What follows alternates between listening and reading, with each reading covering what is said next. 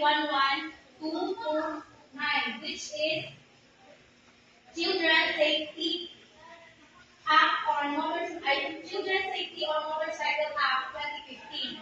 So this Republic Act is a law of the Philippines, also known as the Children's Safety on Motorcycle Act of 2015. The law manifestation of the government attempt of overprotection for the children of the road. It prohibits a person from driving a motorcycle on public roads with a child on board and offers a clear guideline for a children passenger on motorcycles. So, kung sa man ito nga mga public roads, which is kasuto ang mga highway, street, or municipal highway roads. Then, bawal ka mo, according to RA 11226, it is unlawful for anyone to drive a two-wheeled motorcycle with a child on board on public roads.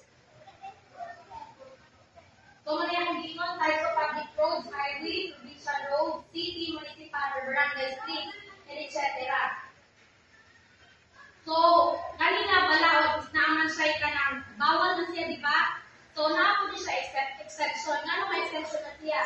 If the child is transported, needs immediately in medical attention. If ang bata, ikaw di ay nga ka ng ginitan or something na nagdala sa bata, dili pa din mo siya tubutan nga ingat mo siya sa bata, ay ingat mo ang bata dito sa hospital, di ba?